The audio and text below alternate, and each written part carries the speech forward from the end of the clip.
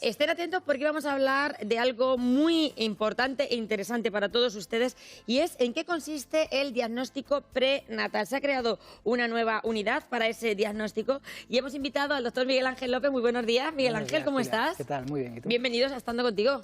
Encantado de estar aquí. A mí me gusta hablar siempre que este programa, Estando Contigo, sea pionero en contar cosas que vienen bien para nuestra salud.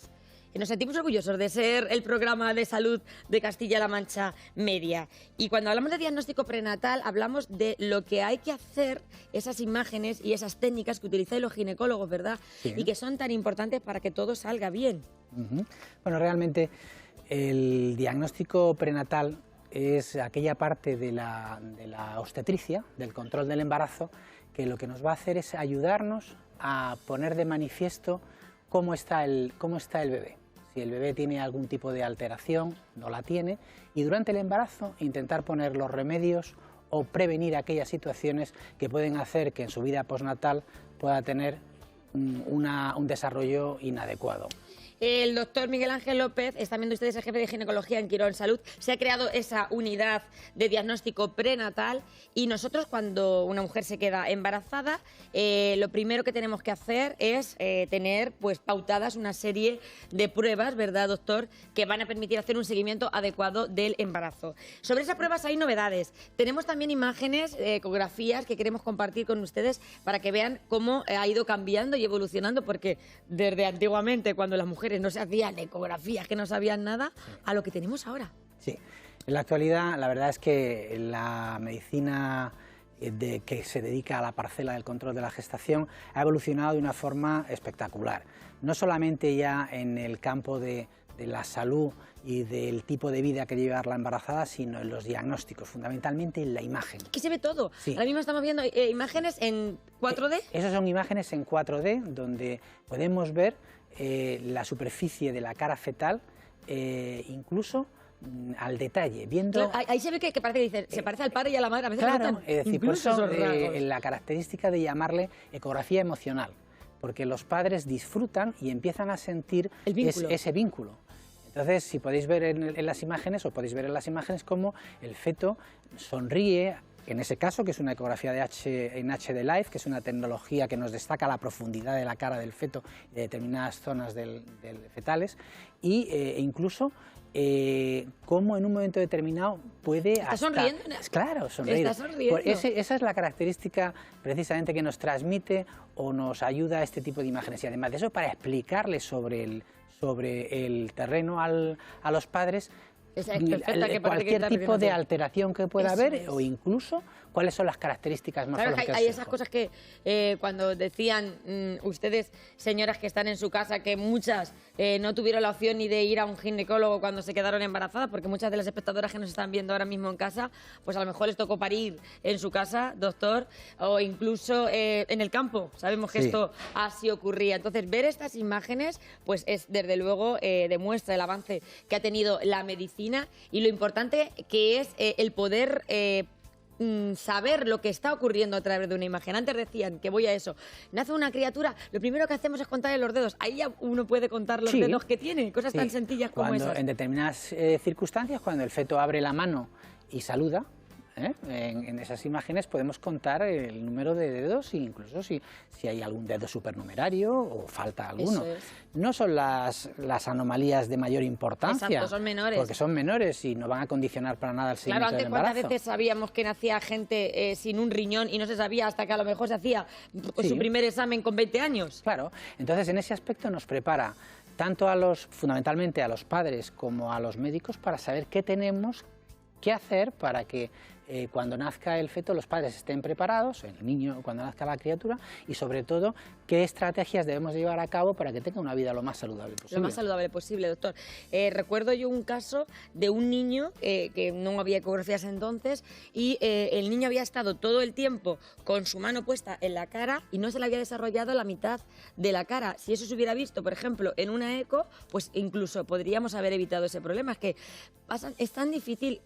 Yo recuerdo un ginecólogo que me decía una vez, es tan fácil y tan difícil que un embarazo llegue perfectamente a término que nos pensamos que todo esto es llega el embarazo, pasan los meses y no todo transcurre muchas veces como nos gustaría. Normalmente el embarazo es una situación casi siempre para celebrar, es decir, normalmente, afortunadamente en los países occidentales la mayoría de los embarazos llegan a buen término y a buen puerto gracias a los controles prenatales que realizamos, ¿no?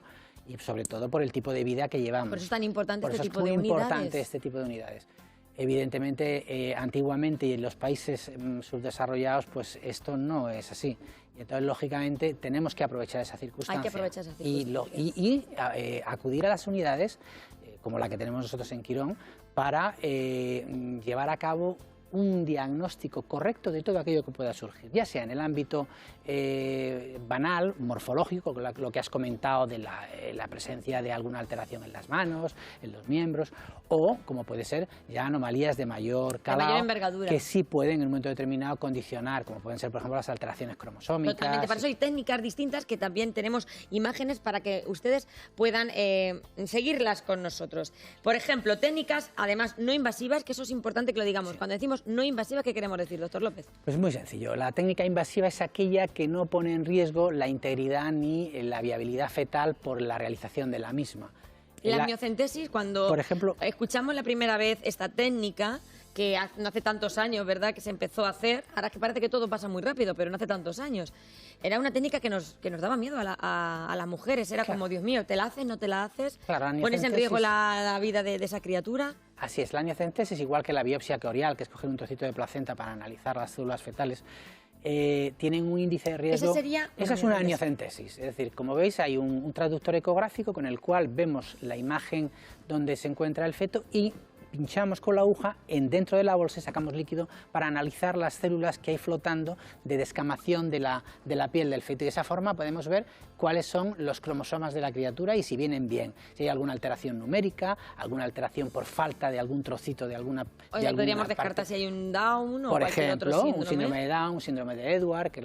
Ayer precisamente hablábamos, una mamá nos contaba que había tenido gemelas, una de ellas con síndrome de Edward, que se lo diagnosticaron durante el embarazo. Claro, y el síndrome de Edward además es incompatible con la vida y eso implica que tener a una mujer durante 9 meses de embarazo sabiendo que es un embarazo o un feto o un bebé que no va a salir adelante, pues también es muy duro, ¿no? Es muy duro. Es muy duro. Luego ya los padres toman las decisiones que creen oportunas, lógicamente según su forma de pensar. Totalmente. Pero la información tiene que estar ahí. Es fundamental.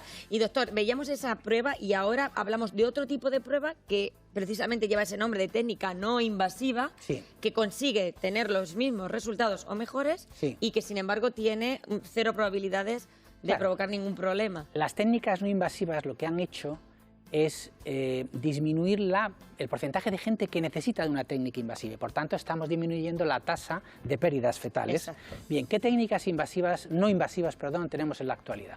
Pues tenemos unas que son bioquímicas, es decir, que determinan determinadas sustancias en la sangre de la mamá, otras que combinan esto con la imagen ecográfica, que es el famoso screening del primer trimestre combinado, que se hace entre la semana 11 a 13, más o menos, y luego ya pues tenemos otras técnicas de imagen, como son por ejemplo la ecografía morfológica, en la cual vemos la formación de los órganos y cómo se van discurriendo a lo largo del embarazo. Ahí podemos ver cómo va ese hígado, cómo se va formando el corazón. Eso es. Y luego, bueno, pues en la actualidad hay pruebas todavía más sensibles de diagnóstico genético que solamente sacando un poquito de sangre de la mamá, de su sangre, un simple análisis de sangre, puede determinar el ADN, los cromosomas que circulan del bebé por el torrente circulatorio de la mamá y de esa forma, con un 99% de probabilidades de sensibilidad, saber hasta qué punto el feto está sano desde el punto de vista de sus cromosomas. Eso es muy importante. Es muy importante porque ya evitamos las pruebas invasivas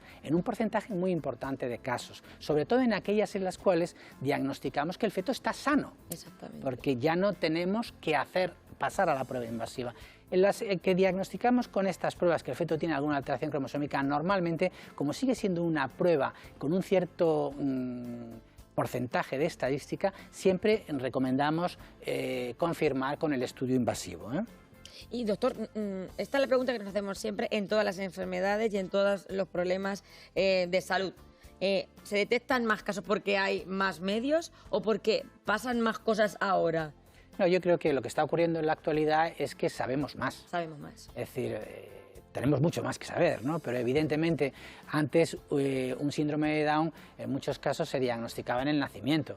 En la actualidad el porcentaje de síndromes de Down que se pueden escapar al diagnóstico son aquellos de pacientes que no se han controlado. Si tú te controlas es imposible que se te Es muy difícil por la sencilla razón de que es muy difícil que un test de screening no nos dé una fiabilidad importante en el riesgo. Claro, porque antes hablamos del pliegue nucal, pero fíjate cómo ha evolucionado todo. Claro, el pliegue nucal es una de las pruebas más que lleva ese screening combinado. Exactamente. Es decir, lleva la edad de la mamá, la medición del pliegue nucal o translucencia nucal, que es el término más exacto, y la extracción de 2 proteínas que van en la sangre de la mamá, que todo ello se introduce en una fórmula matemática y junto a algún dato más del embarazo podemos calcular un índice de riesgo que nos dice cómo hay que actuar.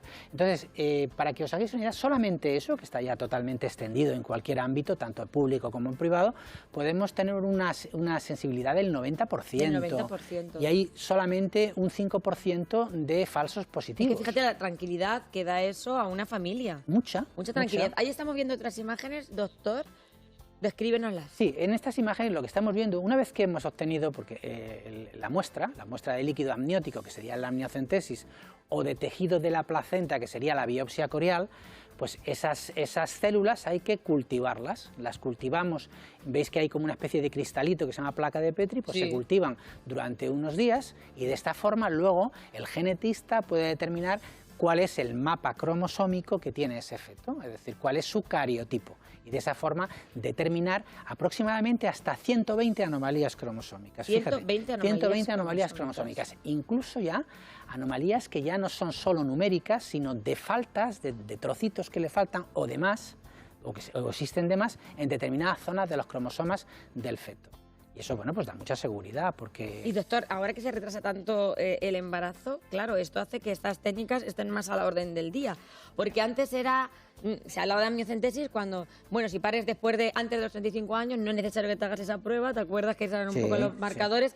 Pero a partir de los 35 ya se la hacía todas las personas que se quedaban embarazadas. Pero era más raro encontrar a mujeres embarazadas a edad posterior a los 35, pero ahora es la edad. Ahora una mujer tiene su primer hijo, muchas a los 35 Claro, ahora los criterios han cambiado de una forma... ¿Y eso hace que la mujer esté más joven? O sea, ¿se tienen los mismos valores en cuenta? Vivimos más tiempo, por tanto, tomamos decisiones por el ámbito laboral, por el ámbito personal, más tardías y retrasamos... ¿Pero hay más riesgos, doctor? Sí, por eso mismo. Al empezar más tarde a tomar estas decisiones, tener hijos, o formar una familia, pues lógicamente los riesgos aumentan.